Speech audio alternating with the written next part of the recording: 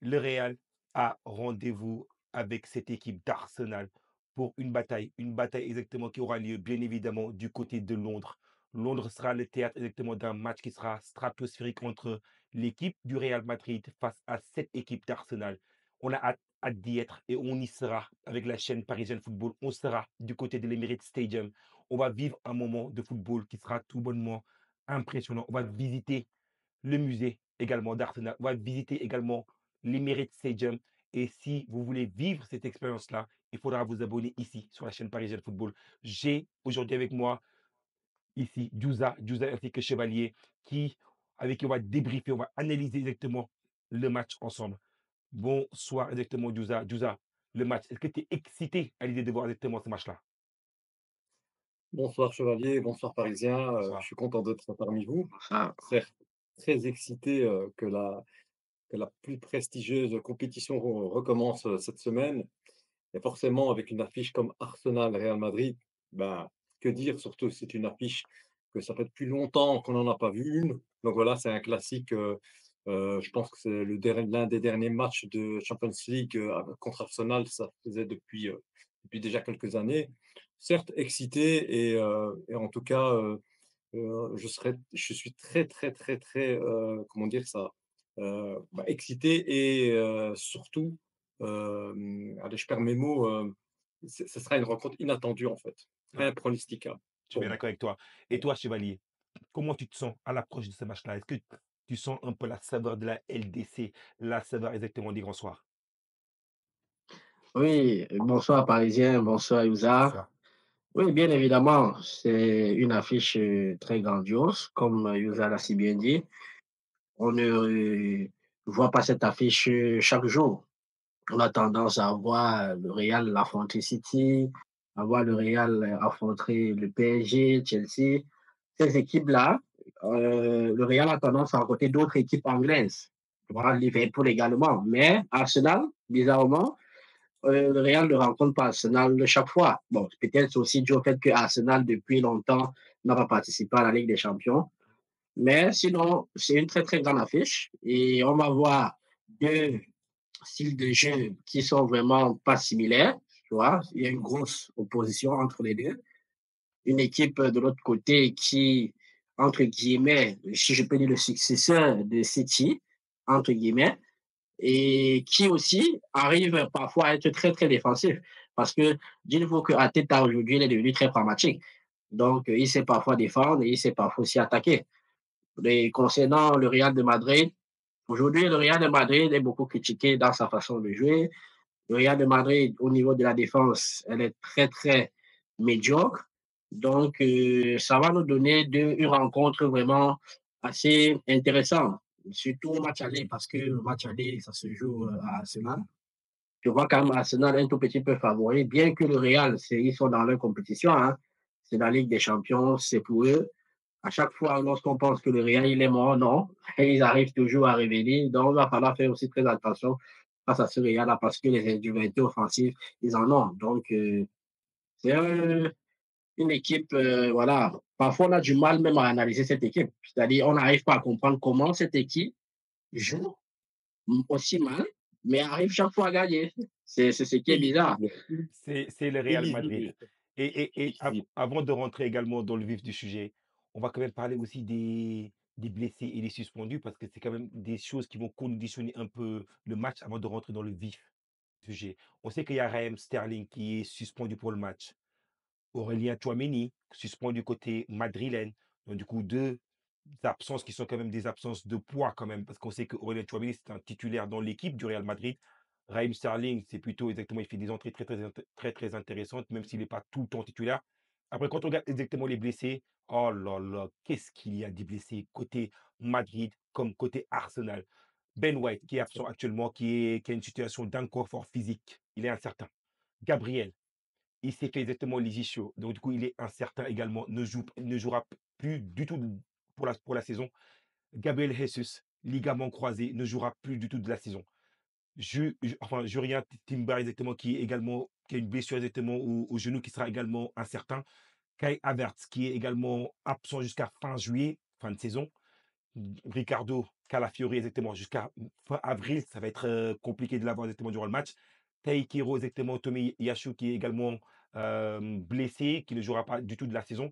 Après quand on regarde un peu aussi côté Real Madrid, on a Dani Carvajal qui est exactement absent, date de retour prévue exactement au mois de septembre. Daniel Ceballos qui est également absent, incertain exactement pour le match pour l'instant, à l'instant T où on parle. Eder Militao, jusqu'à fin juillet, il est absent. Ferland Mendy, qui est également absent jusqu'à mi-avril, ainsi que Thibaut Courtois, qui est incertain. On a vu la conférence de presse aujourd'hui, notamment de Carlo Ancelotti, qui a dit qu'il comptait, qu'il espérait avoir exactement Thibaut Courtois durant le match. Quand je vous cite cette liste d'absences à tous les deux, vous en pensez quoi? D'abord Duzar, quand on passe directement à Chevalier. Ouais. Bah, écoute, moi je pense qu'ils viennent jouer à ce match-là à armes égales, parce que ces 2 équipes-là, ben, ils ont tous des blessés. Alors moi, je vais donner un petit avantage à Ancelotti parce qu'il a l'habitude de bricoler. Donc ça veut dire qu'on a vu souvent, Camavinga ou alors, Valverde changer de poste constamment et je pense qu'on y en termes de gestion, par rapport à les blessures, je pense que je donne un petit plus à Ancelotti. Mais maintenant, moi, ce qui m'inquiète le plus encore, par rapport au Real Madrid, c'est sa fraîcheur. Autant qu'il a des blessures, mais c'est en termes de fraîcheur. J'ai vu, que l'équipe de Real Madrid a joué quand même 2 grosses prolongations et ça va jouer sur les organismes d'office et ça va compter pour ce match contre Arsenal. Ouais. Et toi exactement, Chevalier, euh, les absents ainsi que les blessés, t'en penses quoi? Non, comme Youssef l'a si bien dit, c'est vrai que du côté du Real de Madrid, on a souvent l'impression que c'est comme s'ils n'ont pas d'accent. C'est-à-dire qu'ils arrivent à avoir beaucoup de blessés, mais ils arrivent au final à avoir les résultats. C'est pourquoi tout à l'heure, comme je disais tantôt, c'est une équipe qui est parfois très difficile à analyser. C'est aussi ça qui fait la force du Real. Je pense qu'ils ont cette abnégation-là chaque fois à aller chercher les points. Ils ont cet encouragement-là, ce mental, à chaque fois aller trouver quelque chose où tu te dis que voilà, il n'y en a rien. Donc, pour moi, les blessés, ça fait beaucoup, hein, parce que lorsque tu regardes la liste de Ceballos, Militao, surtout Ceballos, parce que Ceballos, depuis qu'il était revenu, c'est-à-dire depuis qu'on avait mis titulaire, tu en avais vu quand même un certain rééquilibre au niveau du milieu de terrain, au niveau du Real de Madrid. Et c'est ça qui faisait que le Real de Madrid, au niveau du milieu de terrain, arrivait quand même à beaucoup plus dominer dans le jeu. Mais depuis son absence là, c'est un peu le bazar, c'est un peu du n'importe quoi. On essaie de bricoler avec Modric. Bien sûr, on connaît tous la force de Modric, mais on sait tous que l'âge aussi ne peut plus tenir, même s'il arrive parfois à entrer dans certains matchs et avoir cette petite magie-là pour faire la dernière passe. Mais c'est toujours une équipe qui est un peu déséquilibrée au niveau du milieu de terrain. Concernant Arsenal, Arsenal, au milieu de terrain, c'est très solide. Avec Partey, avec Odegaard, avec Rice, c'est, je pense, la force première d'Arsenal au niveau du milieu de terrain. Parce que je me rappelle, la période où Odegaard s'était blessé, on avait vraiment vu que Odegaard, c'est un élément indispensable. Mais au niveau de la défense, c'est vrai, comme tu l'as si bien mentionné tout à l'heure, Gabriel s'est blessé dans le dernier match. Mais pour moi, ce n'est pas aussi un poids aussi solide parce que le jeu d'Arsenal se situe au niveau du milieu de terrain. La construction du jeu, l'animation du jeu, c'est au milieu de terrain. Donc, les défenseurs, certes, tous les joueurs sont importants, mais ça ne sera pas un joueur qui va déséquilibrer la façon dont Arsenal joue. Maintenant, au Et niveau de l'attaque, oui, je vas-y, tu as quelque chose à dire? non, non, ce que je voulais dire, je te rejoins sur ce point-là parce que les gens ont tendance à, comment dire ça? À faire des similitudes, avec Manchester City. City et Arsenal ne jouent pas de la même façon, clairement. Et même si Arteta, enfin c'est mon avis, hein, même si Arteta est on va dire ça, l'apprenti de Guardiola, ils ne jouent pas de la même façon. Ils ont Arsenal quand on les voit jouer, heu, ce n'est pas le même jeu que City en tout cas. Il y a pas cette, comment dire ça? Cette philosophie offensive. Je ne sais pas si vous êtes d'accord avec moi? Ouais. Tu vois, tu en penses quoi exactement? Oui, c'est vrai qu'au niveau de l'aspect offensif, on a l'impression que ce n'est pas vraiment deux équipes, en fait, similaires, dans le sens où il y a beaucoup plus de redoublement de pas du côté de City que d'Arsenal. Arsenal, c'est beaucoup plus sur les côtés que ça C'est se vrai. joue. Mmh. Et force est de constater qu'avec le retour de Saka, ça c'est vraiment un point très intéressant du côté d'Arsenal, surtout qu'il a même marqué le dernier match, donc ça sera un avantage, ou du moins, se dirais-je, un plus pour Arsenal, pour l'attaque. Il ne joue pas peut-être de la même façon, mais je peux dire à 50% dans l'animation du jeu, c'est presque ça. C'est-à-dire, ce sont les équipes qui aiment avoir la balle. Ouais. Ouais. Ce sont Et les équipes qui savent jouer. et quand on Bien que, comme j'ai dit tout à l'heure, Arteta est beaucoup plus pragmatique. C'est-à-dire, il peut laisser aussi le ballon à l'adversaire. d'accord, et quand on compare exactement les confrontations directes, il y en a pas eu beaucoup. J'ai là exactement dans mes statistiques, j'ai eu 2 confrontations, enfin une confrontation entre les 2 équipes, c'était en 2019.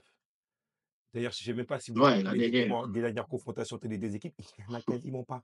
Donc du coup, c'était exactement un match qui s'est décidé exactement au penalty. C'était en Champions Cup, donc du coup, c'est même pas quelque chose qui était vraiment valide encore une nouvelle fois. C'était, durant les compétitions qui se jouaient durant l'été et c'était joué exactement au penalty. Donc du coup, c'est des équipes qui sont quasiment jamais jouées. Donc du coup, qu'est-ce que vous pensez exactement sur la forme actuelle des 2 équipes? Quand on regarde un peu la forme de part et d'autre, on voit que le Real, c'est la forme exactement, elle est très, très mitigée actuellement.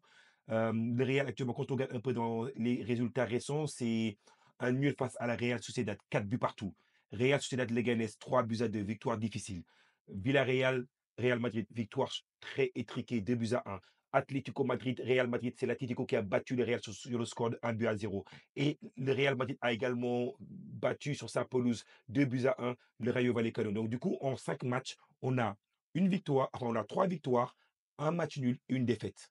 Alors que du côté de cette équipe d'Arsenal, sur 5 derniers matchs, on a une victoire face à Fulham, 2 buts à 1. Une victoire face à Chelsea, 1 but à 0. Un match nul, 2 buts partout face au PSV Eindhoven.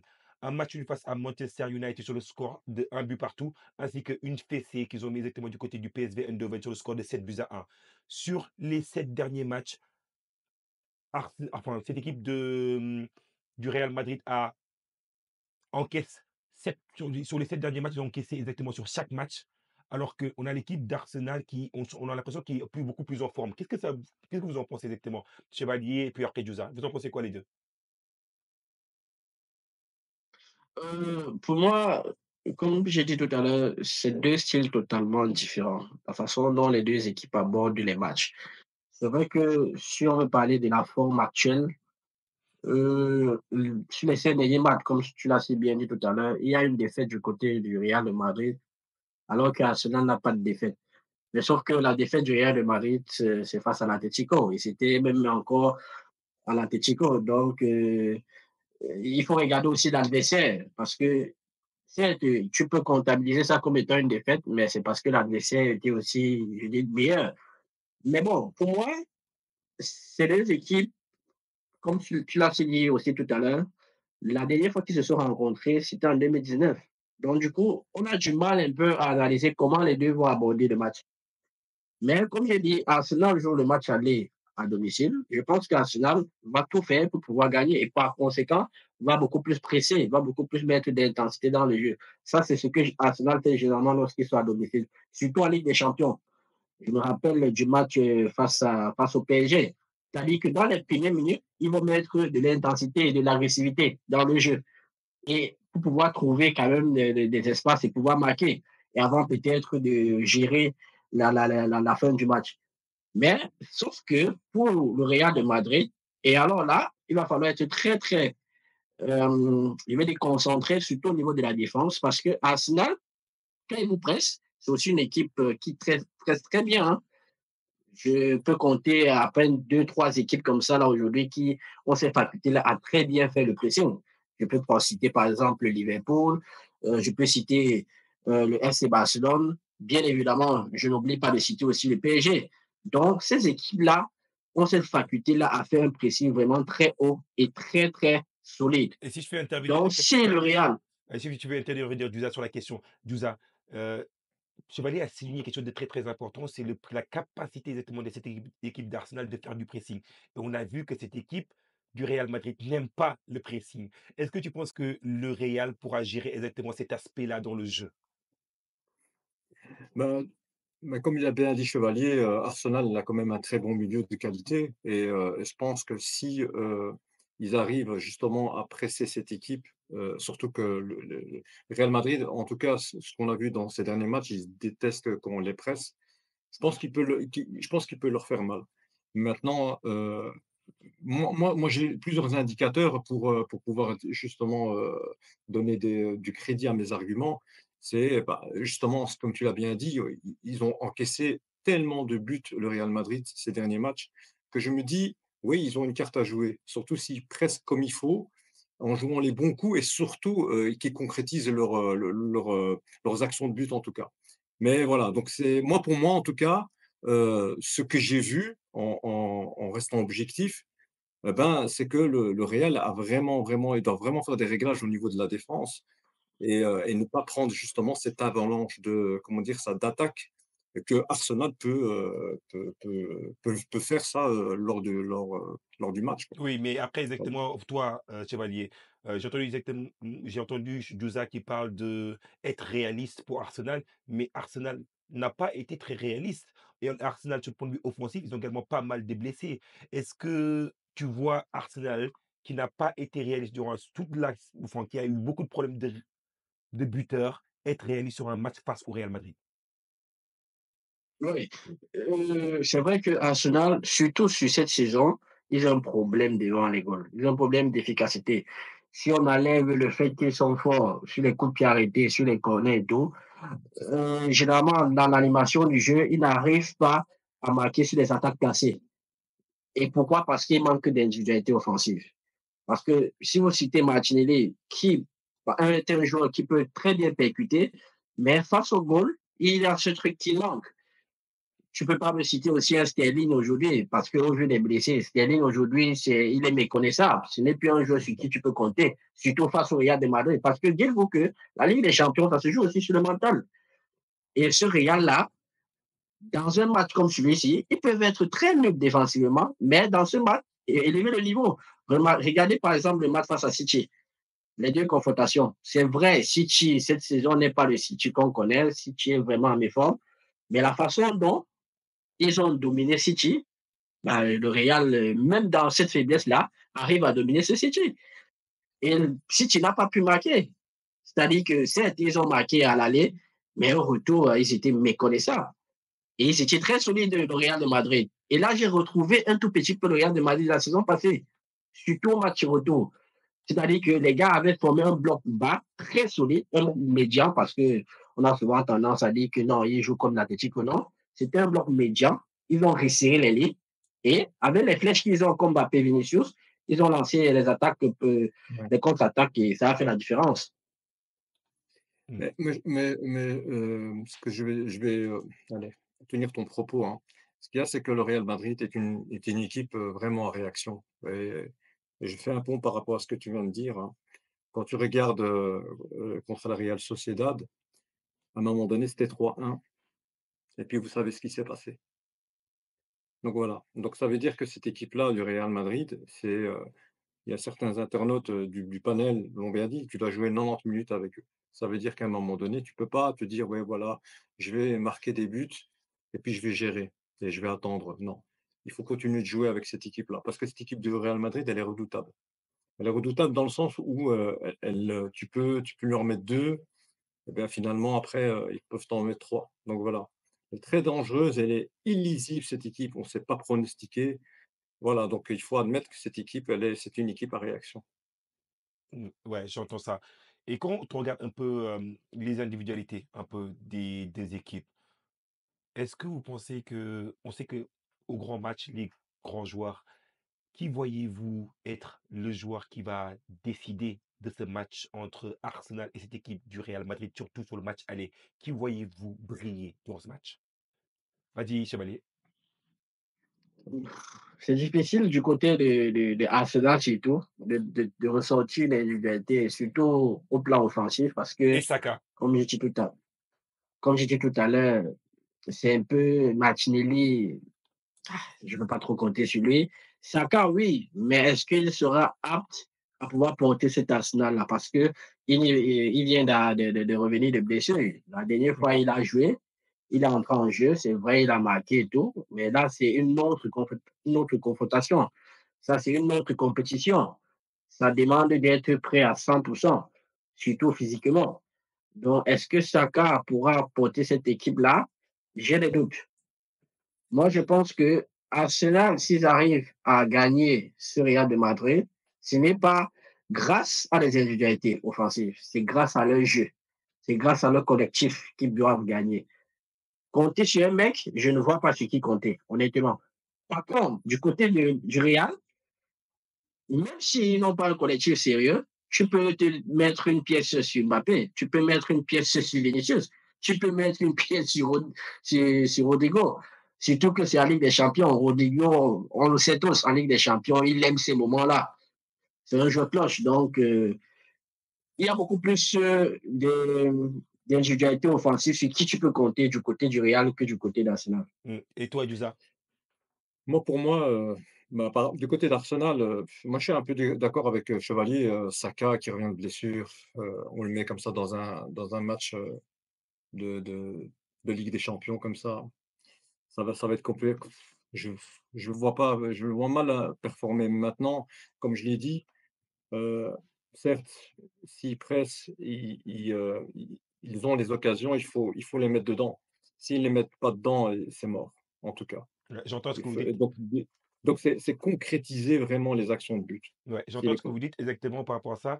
Et est-ce que aussi, je vous entends, toi, Chevalier, dire que ce sera plutôt l'approche collective exactement de cette équipe d'Arsenal qui fera la différence, alors que l'équipe du Real Madrid a aussi une approche très individuelle de la performance et n'a pas forcément un fond de jeu collectif. Donc du coup, tu peux compter sur un Vinicius Junior, tu peux compter sur un Kylian Mbappé, tu peux compter sur un Rodrigo, tu peux compter également sur un Jude Bellingham. Mais quand on regarde un peu le milieu de terrain des 2 équipes, on se dit: «Qui est plus solide que l'autre en termes de milieu de terrain?» Si vous pouvez me dire qu'est-ce que vous en pensez, Diouza, toi exactement de l'approche du milieu de terrain. On sait que dans l'approche du milieu de terrain, quand on regarde un peu la composition même du milieu de terrain de cette équipe de d'Arsenal, il y a Rice, il y a Partey, il y a Odegaard. Et quand on regarde exactement un peu de l'autre côté, du côté du Real Madrid, leur composition en termes de milieu de terrain, là on se dit que c'est un milieu de terrain qui semble pas exactement plus solide que cette équipe d'Arsenal parce que c'est composé de Camavinga, la dernière fois, il était titulaire. Il y avait Modric, il y avait également Bellingham. On sait que Tchouaméni peut également rentrer dans ce milieu de terrain-là. Généralement, c'est lui qui commence à la place du titulaire devant Camavinga. Donc, du coup, tu as Tchouaméni, Modric, Bellingham ou éventuellement Tchouaméni. Tu as tellement de compositions possibles. Donc, du coup, qu'est-ce que tu penses exactement du par rapport au milieu de terrain, la bataille du milieu de terrain, qui va le remporter? bon, moi, je pars du principe que quand tu as une équipe de foot, quand tu joues sur l'année, on développe des automatismes et je pense que Arsenal, heu, a joué avec son milieu de manière plus constante que le Real Madrid. Le problème, c'est qu'au Real Madrid, comme je l'ai dit, Ancelotti, il a fait que bricoler. Il a envoyé les joueurs parfois en défense, au milieu et regardez juste, par exemple, Valverde, à un moment donné, il a joué côté droit et puis il joue au milieu, même s'il est très, très bon, Valverde côté droit, hein, donc voilà, donc à un moment donné, je me dis que, il y a un avantage pour Arsenal, mais quand tu regardes le Real Madrid, il y a un moment donné où tu sais que le milieu, c'est désorganisé, c'est brouillon, c'est approximatif, qu'à un moment donné, ils n'arrivent pas à faire le lien avec l'attaque. Ils n'arrivent pas parfois à alimenter les ballons, aux attaquants.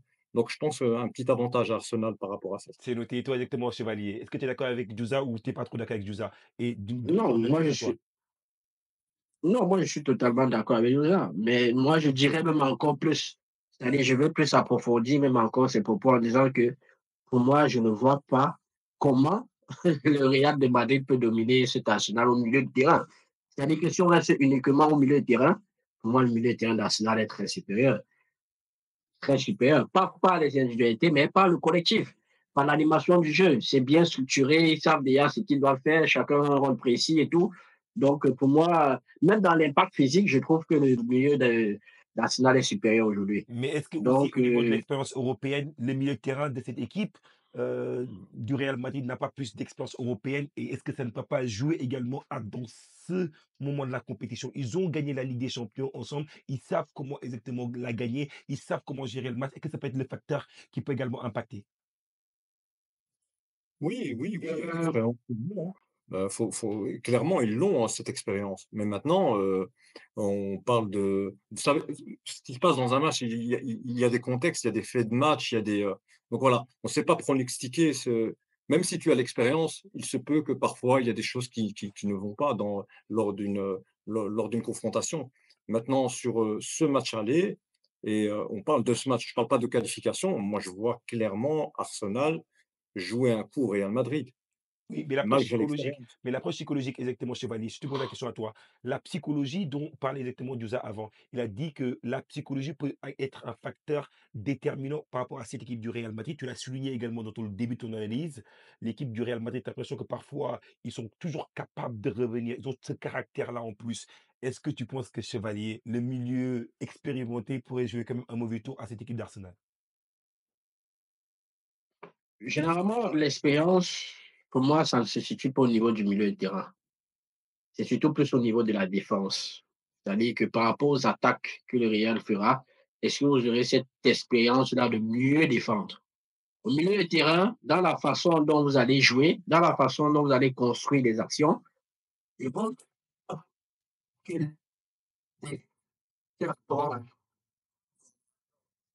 elle commence à marquer.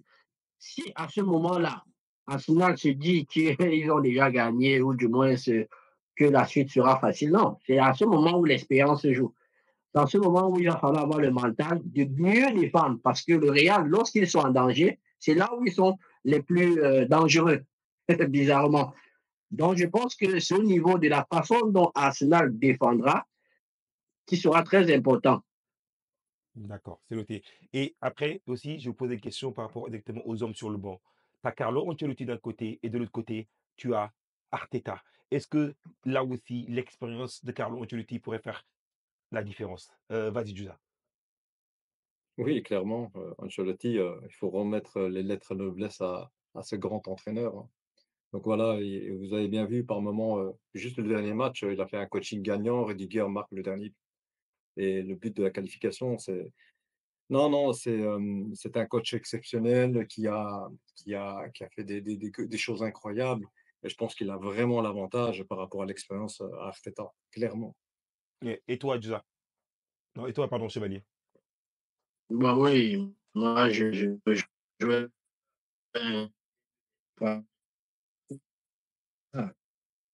de Arteta, c'est son papa. Dans l'injection, parce que l'injection des émotions surtout. Parce que c'est là où on va voir la faculté d'Arteta de pouvoir gérer cette équipe. Parce que si Arteta domine et que Arteta mène au score, ok, là, ça va encore. Mais s'ils sont dominés, c'est là où on va voir s'il pourra mieux gérer cette équipe-là. Or, du côté d'Ancelotti, lui, il est habitué à tous les scénarios possibles. Qu'il soit mené ou alors qu'il mène, il sait comment gérer ce genre de choses. Parce que regardez même souvent l'expression corporelle qu'il a au niveau du banc de touche, lorsqu'il est dans son cadre là, il a une expression corporelle qui donne la confiance aux joueurs. C'est-à-dire, à aucun moment, il panique. Je veux faire un petit parallèle vite fait, en parlant un peu de Xavi, le coach du Barça de la saison passée. Il a à un moment donné, elle se fait confiance parce qu'il est beaucoup excité, il est beaucoup agité et tout, il parle beaucoup aux arbitres et tout. Quand tu as tout ce genre d'agissement, ça ne donne pas une certaine confiance aux joueurs. Or, Ancelotti, il est calme, même à 2-3-0, il a un certain calme, là, il marche toujours son chewing-gum. Alors, on a l'impression que c'est lui qui mène. Parce que tu te dis que c'est comme s'il sait le résultat, il sait ce qui va arriver après. Donc, par rapport à ça, ça donne une certaine confiance aux joueurs. C'est-à-dire que les joueurs savent que je peux compter sur lui, je dois me battre pour lui, pour ce coach-là. Or, Arteta, s'il est mené, moi, je l'ai vu maintes fois, la preuve. C'est vrai que ce n'est pas la Ligue des Champions, c'est la PL. Mais à chaque fois où Arteta était devant et qu'il a eu la possibilité de remporter la PL, il s'est fait chier dessus parce qu'il n'a pas pu gérer ces moments-là. C'est là où l'expérience se joue. Franchement, très bien dit. En plus de ça, ça correspond un peu malheureusement à cette équipe d'Arsenal et leur réputation un peu de bons perdants. Toi, exactement, Diouza, tu en penses quoi, Diouza? Est-ce que tu es d'accord avec ce que vient de dire, Chevalier ou tu aimerais ajouter autre chose? J'ai pas entendu la question. Non, désolé, j'ai dit exactement par rapport J'ai à pas entendu la question, ouais, tu m'entends ou pas maintenant? Donc, comment j'ai dit exactement par rapport à la réputation de, d'Arteta, d'Arsenal qui bons perdants. Est-ce que tu penses qu'ils vont être en mesure de faire quelque chose quand même face à cette équipe du Real Madrid? Et est-ce que tu penses que malgré la jeunesse, de Arteta, est-ce que la jeunesse exactement pourrait il pourrait faire quelque chose malgré la jeunesse?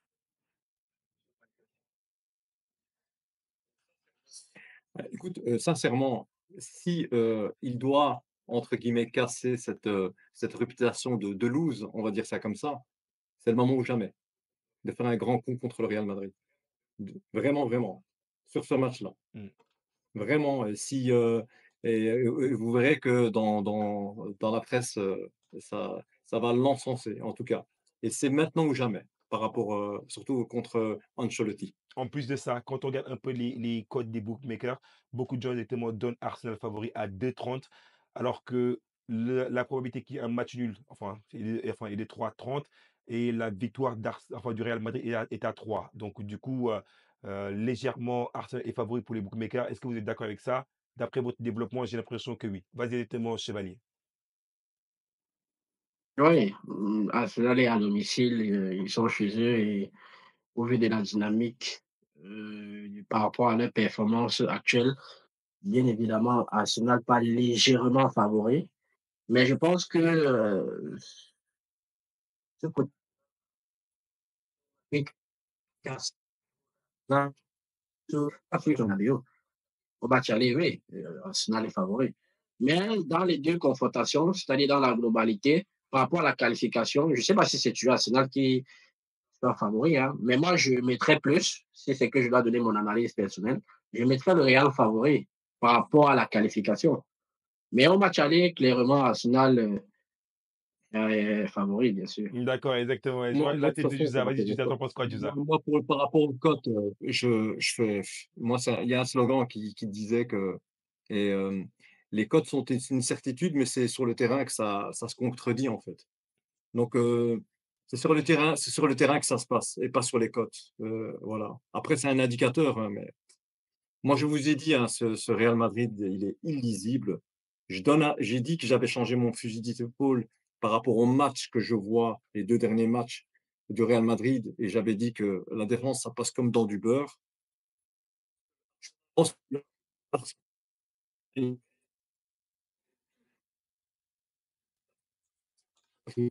sur le Real Madrid, il peut jouer un petit nul comme ça. Ouais. Tu vois? Arracher un nul à la dernière minute. En tout cas, c'est noté. En tout Ah, tu cas, vois, Chevalier, il rigole, hein. ouais, il Je sourit sais. d'ailleurs, hein. En tout cas, bah, franchement, merci beaucoup en tout cas d'avoir analysé exactement ce match-là ensemble. N'hésitez pas exactement à vous abonner à la chaîne Parisienne Football. Si vous aimez exactement le football, il faut vous abonner. Si vous aimez exactement ce genre de vidéos, abonnez-vous. Et si vous voulez voir l'expérience qu'on va vivre dans ce stade de l'Emirates Stadium, abonnez-vous parce que ça va être exceptionnel mardi. En tout cas, merci à Chevalier, merci également à Douza. Et merci également à nos auditeurs, Merci également beaucoup, autour de la Parisien. chaîne. Merci beaucoup Merci à tous. beaucoup. Merci beaucoup. Au revoir le fan du Barça.